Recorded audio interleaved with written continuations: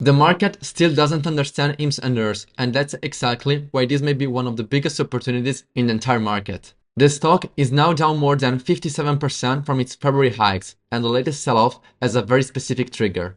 Last week, Novo Nordisk officially launched the oral GLP-1 version of Wegovy, and it's already available on platforms like Ro and Amazon Pharmacy, but not on HIMS. The market immediately interpreted this as terrible news. But here's the problem: that interpretation is shallow and likely wrong. Let's start with something fundamental. HIMS is not a GLP-1 company. GLP-1s are just one vertical out of hundreds that will exist on this platform over time.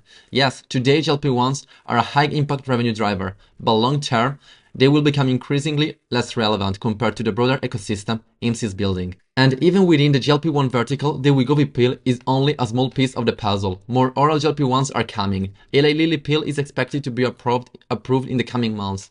There are already rumors that compounded versions are ready to enter the market. So the idea that HIMS missed the boat is simply false.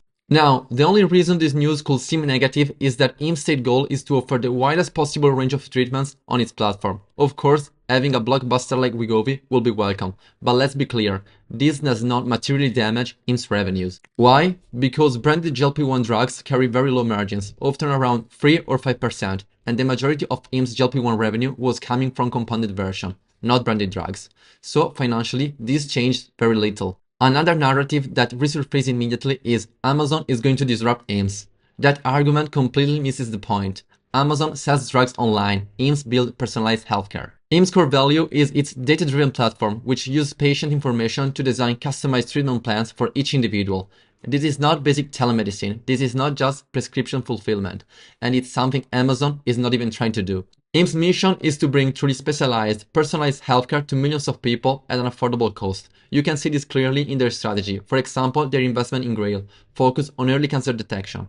That tells you exactly where this company is going. Now, let's talk sentiment. Sentiment around HIMS is currently extremely negative. The stock is trading at a price-to-sale ratio of about 3.1x, well below its historical average, and remarkably cheap for a company that just grew revenues 50% year over year in its latest quarter. This is a classic setup. When sentiment collapses but fundamentals remain intact, that's often when the best buying opportunities appear, because all the bad news is already priced in.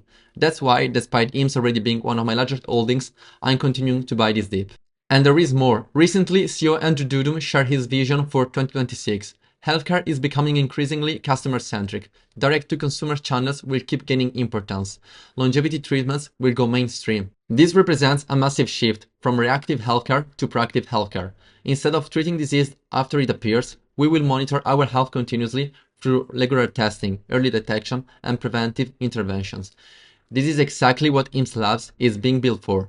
And finally, AI will enable something we have never truly had before: real personalization at scale. AI assistants that guide treatment choices, medication, diet, and lifestyle, creating healthcare experiences that today are only available to a small elite and making them affordable for everyone. To close this out, I strongly believe in HIMS. I continue to buy because I believe that over the next decade, this company can deliver truly personalized healthcare to tens of millions of people. This is not a one-quarter story, and that's why short-term volatility doesn't bother me. Many investors judge a stock based on weekly website traffic or short-term metrics like that. In my view, that's not how you evaluate a company building the future of healthcare. Now I'm curious, do you own HIMS, and do you think the market is massively underestimating what this company is becoming, or am I missing something?